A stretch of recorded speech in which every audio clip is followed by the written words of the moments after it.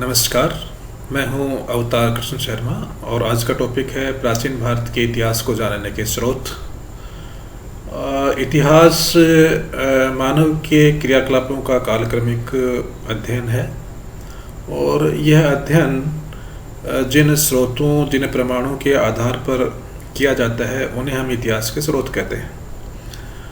चूँकि मानव सभ्यता का इतिहास अत्यंत प्राचीन है और उससे संबंधित उसकी घटनाओं से संबंधित स्रोतों की जानकारी प्राप्त करना बहुत एक मुश्किल कार्य है, तो उस मानव की जीवन यात्रा के बारे में जानकारी देने के जो स्रोत हैं, उन स्रोतों की उपलब्धता के आधार पर हम प्राचीन भारत के इतिहास को मोटे रूप में 3 भागों में विभाजित कर सकते हैं। प्रथम प्रागैतिहासिक काल, दूसरा आद्य ऐतिहासिक काल और तीसरा ऐतिहासिक काल। प्रागैतिहास यानी प्री हिस्ट्री, यह वह काल है जब मानव को लिपि की जानकारी नहीं हुई थी और लिपि के अभाव में किसी प्रकार की लिखित सामग्री उस काल के उपलब्ध नहीं है। इसलिए इस काल से संबंधित समस्त जानकारी का एकमात्र स्रोत पुरातात्विक सामग्री है। मानव की सभ्यता के प्रारंभ से लेकर लगभग 3000 ईस्वी पूर्व तक का काल प्री हिस्ट्री या प्रागैतिहास काल के अंतर्गत माना जाता है। दूसरा काल आद्य इतिहास प्रोटो हिस्ट्री, यह वह काल है जब मानव ने ज्ञान के विकास के द्वारा लिपि की जानकारी प्राप्त कर ली थी। वह अपनी भावनाओं को किन्हीं की माध्यमों, संकेतों, चित्रों के माध्यम से उकेरना प्रारंभ कर चुका था और उसने एक विशिष्ट प्रकार की लिपि का प्रयोग करते हुए अनेक सी चीज़ें इस काल में लिखी भी हैं। परंतु दुर्भाग्य यह है कि उस लिपि को आज तक हम पढ़ने में सफल नहीं हो पाए। तो यह वह काल है जिसमें मानव को लिपि की जानकारी तो हो गई थी, परंतु आज तक हम उस लिपि को पढ़ने में सक्षम नहीं हो पाए हैं। इसलिए हम कह सकते हैं कि उस काल से संबंधित इतिहास के स्रोत साहित्यिक भी हैं, यानी लिखित रूप में भी हैं, और पुरातात्विक भी हैं। हड़प्पा सभ्यता इस काल का प्रमुख उदाहरण है। हम जानते हैं कि हड़प्पा सभ्यता से अनेक स्थलों के उत्खनन से हमें अनेक प्रकार की सामग्रियां प्राप्त हुई हैं और उन्हीं में अनेक सील प्राप्त हुई हैं, हमें मोहरें प्राप्त हुई हैं। उन मोहरों पे विशिष्ट प्रकार की लिपियों के कई सारे अक्षर अंकित हैं। तो इसलिए हम कह सकते हैं कि उस काल के मानव को लिपि की जानकारी तो थी, वो लिखना तो जानता था, परंतु आज हम ये समझने में सक्षम नहीं है कि वो लिपि क्या थी और उन्होंने उन मोहरों में लिखा क्या है।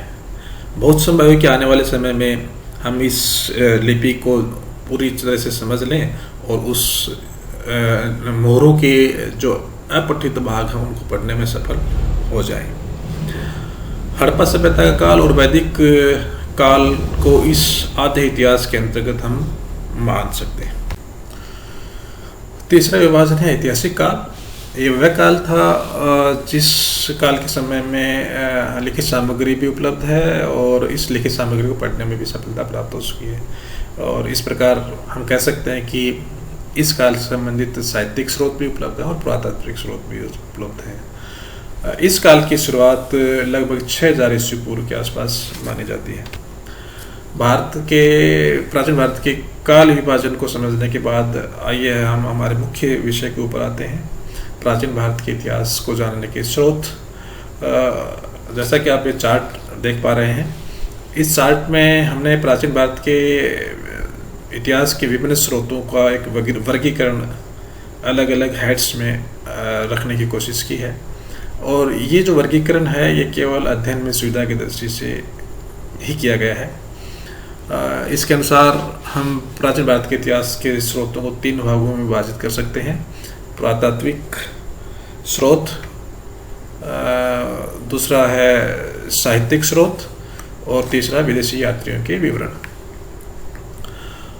इसको मोटे रूप में दो भागों में भी आप विभाजित कर सकते हैं। विदेशी यात्रियों के विवरण को आप साहित्यिक स्रोतों के अंतर्गत भी ले सकते हैं, क्योंकि विदेशी यात्रियों के विवरण साहित्यिक रूप में ही उपलब्ध है। पुरातात्विक स्रोतों को फिर हम अलग अलग विभागों उप विभागों में विभाजित कर सकते हैं, जैसे अभिलेख हैं, सिक्के हैं, स्मारक हैं, पुरावशेष हैं।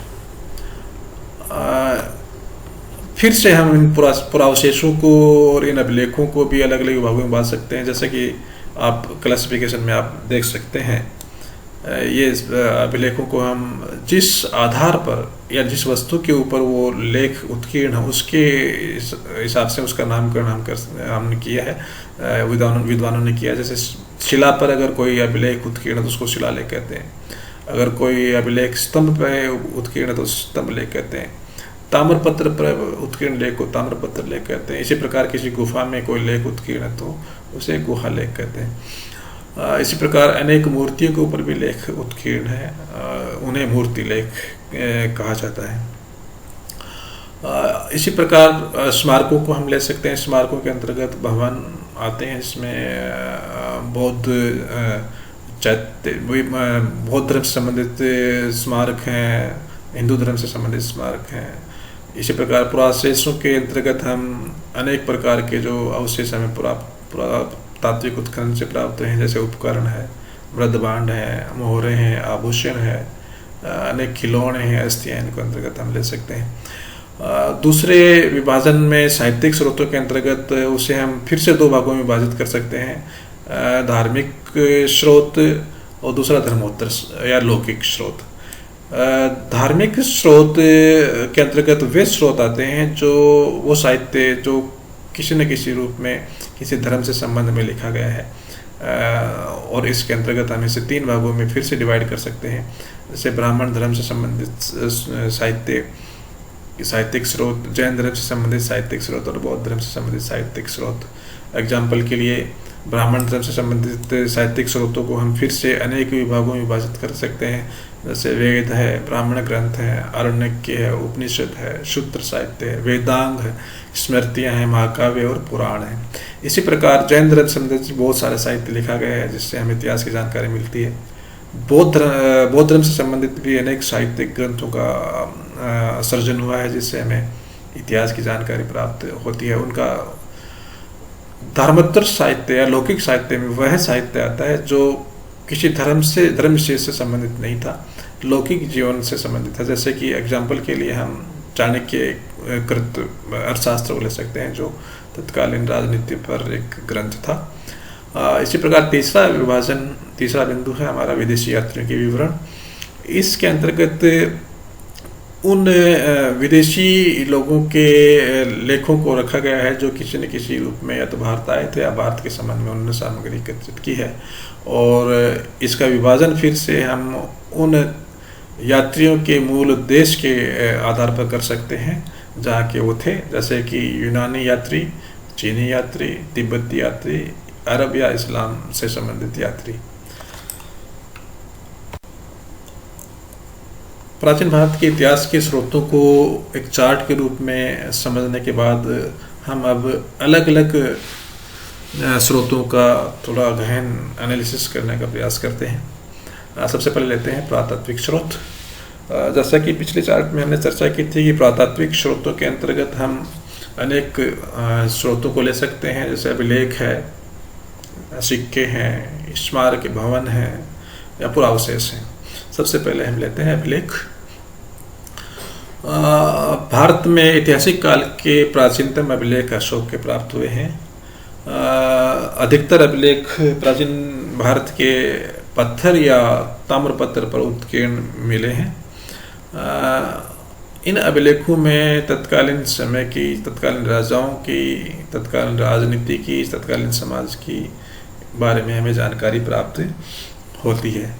अशोक के अभिलेखों के बाद में प्राचीन भारत के इतिहास से संबंधित अनेक राजाओं के अभिलेख हमें प्राप्त हुए हैं, जिनसे हमें उन राजाओं के बारे में जानकारी प्राप्त होती है। उदाहरण के लिए खारवेल का हाथी गुम्फा अभिलेख, रुद्रदामन का जूनागढ़ अभिलेख, गिरनार अभिलेख, समुद्रगुप्त का प्रयाग प्रशस्ति, स्कंदगुप्त का भीतरी स्तंभ लेख, पुलकेशिन द्वितीय का ऐहोल अभिलेख, और इसी प्रकार अनेक अभिलेख हमें प्राप्त होते हैं जिनसे हमें प्राचीन भारत के इतिहास की जानकारी प्राप्त होती है।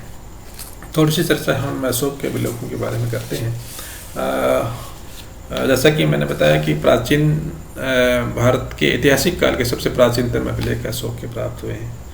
अशोक के अधिकतर अभिलेख ब्राह्मी लिपि में उत्कीर्ण मिले हैं, जो बाएं से दाएं लिखी जाती थी।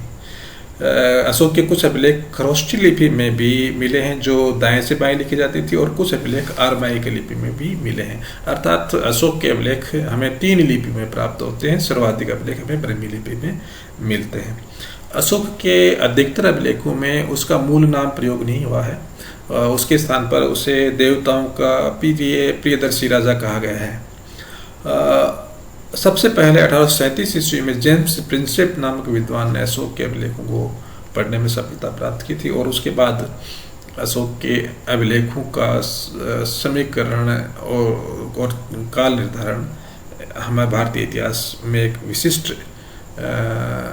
जानकारी के रूप में प्राप्त हुआ। जहाँ तक विश्व के संदर्भ में बात है, विश्व के प्राचीनतम अभिलेख हमें मध्य एशिया के बोगुसकोय नामक स्थान से प्राप्त हुए हैं, जिनका काल 1400 ईस्वी पूर्व के आसपास माना जाता है।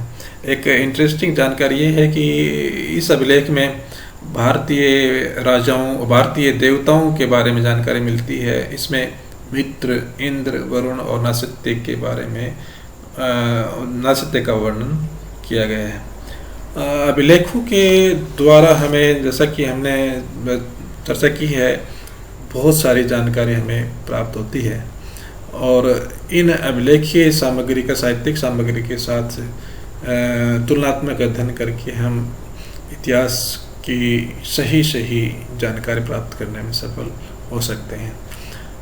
अगले टॉपिक में के रूप में हम लेंगे पुरातात्विक स्रोतों के अगले पाठ सीखों के रूप में। धन्यवाद।